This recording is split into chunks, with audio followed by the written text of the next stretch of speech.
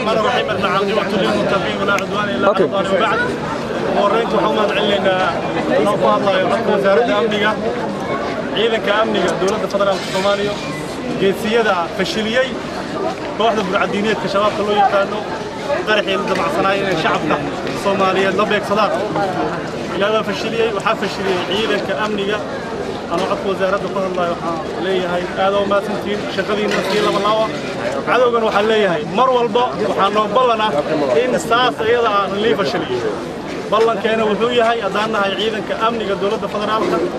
إن مال والبا واحد جيسين عيدا كإنه فشليان وتاجد أفر إلا واتنسى إنه يدين كنا فشليان وعن إيش يا تبتين وين خاص يود علي ميلو باقيشين ولا ليس دوغلا دولار هذه كان نقضوا ولا اللي بيكسنايا شعب كصومالي جريتان كذا دلتين يدين كنا واحد يدنا جريتان كجيران عدو كوحد بالعدين الشباب كله يقانو عيدا كأمنية وما دعينا سيفشليان نبغى ندعين خسارة بدل ما شاء كندعين الحمد لله رب العالمين وما دعينا عيدا كأمنية وما دعينا وحلينا ترياشة يتريك حينا ذا يدبل ذا الله عدو كساو بيكسنايسين فشلية عدو دولة النمذا يا شعب كصومالينا بدبادية إذا كان نقول جيفا إذا كان نقول سوجيدا إذا كان نقول قناعسنا إذا كان نقول برنايا جرا أو جوجا عدونا فشلية هذول لا ذلك النقطة كوريا شيعة وصايغ هوري ما تنمشى وأركت واحد صارين ودعين إلى ما علينا هببون عدوجا برنامج كيسا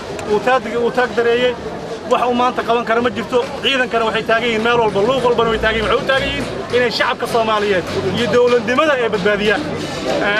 ciidanka fashiliya naawac yar soo gaaray shacab wax soo gaar ma jirto ilaahu ma adcilina ciidankan wax soo gaarna ma qarnayno ayagoo badbaadinayo shacabka Soomaaliyeed dhiigooda ayagoo badbaadinayo maalkooda waanu ma adcilina waxaan leenahay dhiigiina ku badbaadiya shacabka bismillaahir rahmaanir rahiim abaaro afartii iyo barkii galabnimo waxaa dhagarqabayaashu ay soo dhigeen gaari saarif ah oo taargadeedu ay tahay AC 1015 ayay waxay soo dhigeen meeshaas aad u jeedaan waxay la beegsadeen oo ay u wadeen inay shacabka ummadda Soomaaliyeed ay wax ku yeeleeyaan naftooda iyo maalkooda ay ku dhibaateeyaan nasiib wanaag ciidanka booliiska Soomaaliyeed oo kaashanaya oo xog fiican ka helay shacabka Soomaaliyeed ayaa helay xogtaas mar allaala markii ay heleen waxay hareereeyeen gaarigii cadawga u watay oo meesha dhigay ayay hareereeyeen markay hareereeyeen oo ay naf iyo maalba ay ka nabadgeliyeen oo wadadii la xiray ayaa gaarigii la qarxiyay عدوغا أيانا إسكالها إلهي مهديس غاريغاس قرحي مانتي وحا وحكون نقضي لوا شعبا يلوا أسكري أو عيدنك بوليسكا أو عيدنك هريريي وحيالله انتاسوهي قفنا كمار ديمان وحكالنا وحبا نقون عيدنك بوليسكا الصوماليات أيانا أرنتاس آد معركتاي وددالي إلهي بانا لجرا shacabkiisay kaashanayaan shacabka iyo ciidanka oo iskaashanayaan wax weyn bay qabanayaan